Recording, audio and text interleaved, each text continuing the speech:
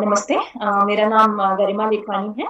मैंने UPSC civil service परीक्षा 2016 में ऑल इंडिया रैंक 136 प्राप्त की है। ये मेरा पहला प्रयास था।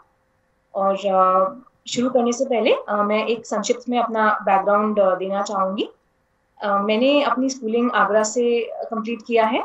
उसके बाद मैंने अपना graduation Shri Ram college of commerce Delhi university से कंप्लीट किया 2014 में।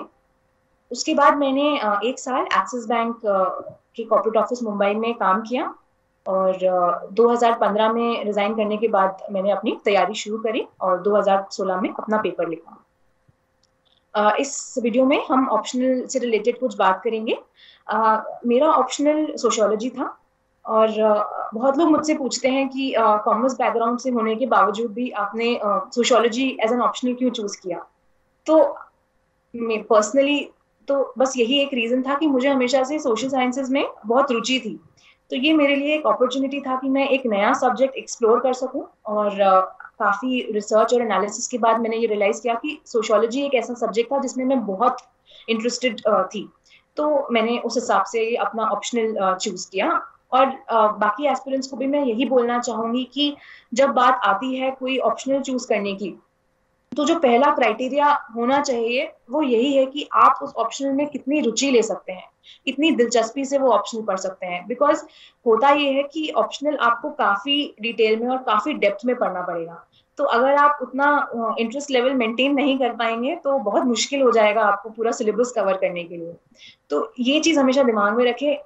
ये बिल्कुल मैटर नहीं करता है कि किस ऑप्शनल में ज्यादा नंबर मिल रहे हैं, क्या ट्रेंड्स हैं, बिकॉज ट्रेंड्स चेंज होते रहते हैं। आप इस बार के रिजल्ट्स भी देखेंगे तो यू विल फाइंड कि सब ट्रेंड्स चेंज हो चुके हैं। तो दैट डज नॉट मैटर। आप प्लीज अपने इंटरेस्ट और अपने कॉम्पिटेंसी के हिसाब से अपना ऑप्शनल चूज करें। और ये बिल्कुल मत सोचे कि मेरा बैकग्राउंड डिफरेंट है, तो मेरा अगर साइंस बैकग्राउंड है या कॉमर्स बैकग्राउंड है तो हम ह्यूमैनिटीज नहीं कर सकते या वाइस वर्सा। ऐसा बिल्कुल भी नहीं है। I was also completely new but interest था तो I was able to do it. And if I was able to do it तो कोई भी कर सकता है।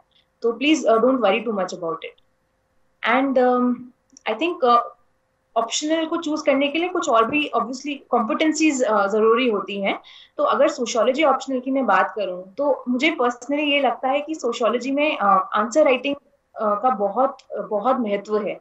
क्योंकि आप पेपर देख सिलेबस पढ़ेंगे, पेपर्स देखेंगे तो आपको रियलाइज होगा कि कितना डायनामिक है ये सब्जेक्ट। तो उसके लिए क्या होता है कि आंसर राइटिंग में there is a lot of scope to be unconventional. बहुत यूनिक आंसर्स आप लिख सकते हैं which gives you an edge over other aspirants. तो that flair of answer writing I think is थोड़ा important when it comes to sociology.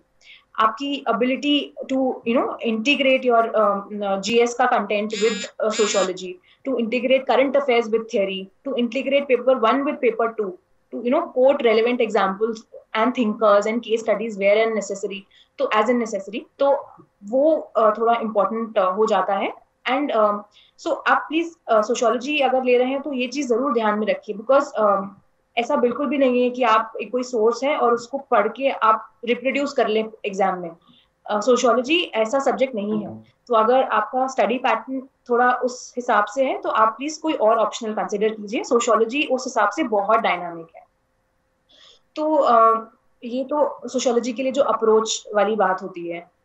दूसरी बात sources की अगर मैं बात करूं तो सोशियोलॉजी अनफॉर्चुनेटली एक ऐसा सब्जेक्ट है जिसके कोई भी वेल डिफाइंड सोर्सेज नहीं है।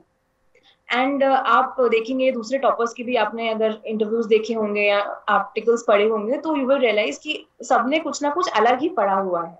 So what I am trying to tell you here is कि सोशियोलॉजी के लिए no source is good, no source is bad. It's just that आपके टाइम की अवेलेबिलिटी के हिसाब से, आपके कंफर्ट लेवल और इनफैक्ट अवेलेबिलिटी ऑफ रिसोर्स भी बहुत जरूरी होती है। तो जो भी अवेलेबल है और जो आप थोड़ा एक्सपेरिमेंट कीजिए सोर्सेज के साथ, उसके बाद आपको जो भी लगे आप उसको फॉलो कीजिए। मैं अपना सोर्सेज शेयर कर रही हूँ। फॉर मेरे अपने प्रिपरेशन में मेरा प्राइमरी रेफरेंस था महापात्रा सर की क्लास नोट्स एंड वाजीराम का स्टडी मटेरियल सोशियोलॉजी का। तो this was the primary reference. इसके अलावा मैंने कुछ सोर्सेज और रेफर किए थे। फॉर एग्जांपल इग्नू का मटेरियल, प्रीवियस ईयर्स की जो टॉपर्स की नोट्स, स्पेशली मिस्टर तुषारांशु शर्मा की notes, Also, I refer to the internet extensively for sociology. Vision IAS की मैंने टेस्ट सीरीज ली थी, तो उसके लिए जो वो थोड़ा मटेरियल मिलता है, तो वो that also I refer to रिजर से कुछ टॉपिक्स. सो ये सब मैंने इन सब सोर्सेज से बहुत सेलेक्टिवली चीजें पढ़ी थी. तो मैं वही बोल रही हूँ कि you might find them comfortable and you might not. तो keep your mind open and उस हिसाब से थोड़ा एक्सपेरिमेंट कीजिए सोर्सेज के साथ and try to pick the sources that suit you best. Because again sociology is very dynamic, तो थोड़ा एक ओपन माइंड के साथ आपको पेपर अप्रोच करना पड़ेगा. तो कुछ और पॉइंटर्स मैं देना चाहूंगी सोशियोलॉजी के लिए. एक चीज तो ये ध्यान में रखिए हमेशा कि जब भी आप करंट अफेयर्स फॉलो कर रहे हैं, न्यूज फॉलो कर रहे हैं, तो जो सोशियोलॉजी से रिलेटेड जो भी करंट अफेयर्स हैं उनका आप अलग से नोट करिए, उनको अलग से एक नोट करके रखिए, because that will help you a lot in coating those events and examples in your answers, specially paper 2 में. तो उससे बहुत मदद मिलेगी, एज मिलेगा आपके आंसर्स को. एंड उसके अलावा अगेन जैसे मैंने बोला कि आंसर्स बहुत मल्टी डायमेंशनल होने चाहिए. बिकॉज आप पेपर देखेंगे, स्पेशली पेपर 2 देखेंगे, तो ऐसा लगेगा कि ये कितने जेनेरिक क्वेश्चंस हैं, ये तो जीएस के क्वेश्चंस पूछे हुए हैं. सो यू विल थिंक कि जीएस पढ़ने वाले भी दे सकते हैं, but here in lies the trap. The examiner is not looking for GS, he is looking for sociology specific content. तो वहां पे आप कैसे इम्प्रोवाइज कर सकते हैं वो इम्पोर्टेंट है. सो अगर मैं एक एग्जांपल दूं, फॉर इंस्टेंस इस बार जैसे आरटी के ऊपर एक क्वेश्चन था, राइट टू एजुकेशन का सोशियोलॉजिकल इम्पैक्ट देना है अगर, तो ठीक है जीएस से आप एक दो pointers to a limited extent quote कर सकते हैं, बट उसके अलावा आप उसका एक ब्रॉड सोशियोलॉजिकल एनालिसिस दीजिए कि उसका इम्पैक्ट ऑन, मान लीजिए सेक्स रेशियो, या रूरल एरियाज में जो फीमेल लेबर फोर्स पार्टिसिपेशन कम हो रही है उसकी वजह से, या हाउस होल्ड में पावर डायनामिक्स कैसे चेंज हो रहे हैं, मैरिज की एज कैसे इंप्रूव हो रही है. सो ये बहुत सारे एस्पेक्ट्स होते हैं. तो उसका एक keep your mind open and उस हिसाब से एक broad based sociological analysis present करना है आपको उन आंसर्स में, and not just GS. And इन आंसर्स में फिर आप अपने करंट अफेयर्स और कुछ एग्जांपल्स या सोशियोलॉजिस्ट के केस स्टडीज भी कोट कर सकते हैं. सो वो बहुत अच्छा रहेगा.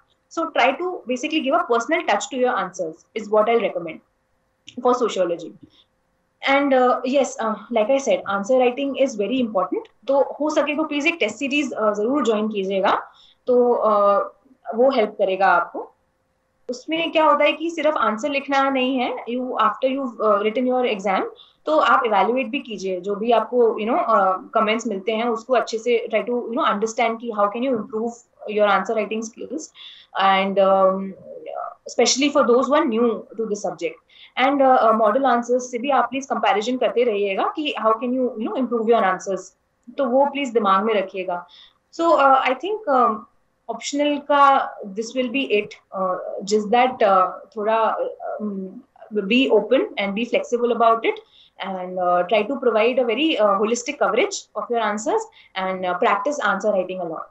बाकी जो भी एस्पिरेंट्स ये वीडियो देख रहे हैं, मैं उनसे ये भी बोलना चाहूंगी कि आप और भी टॉपर्स के वीडियो देख सकते हैं डेली नॉलेज ट्रैक पे, बिकॉज जितने लोगों का आप जर्नी और जितने लोगों का पर्सपेक्टिव आप सुनेंगे, उतना ही यू विल अंडरस्टैंड कि आपको क्या करना चाहिए, क्या मिस्टेक्स नहीं करने चाहिए, and what are the things that you can improve upon. So thank you very much. All the best to you.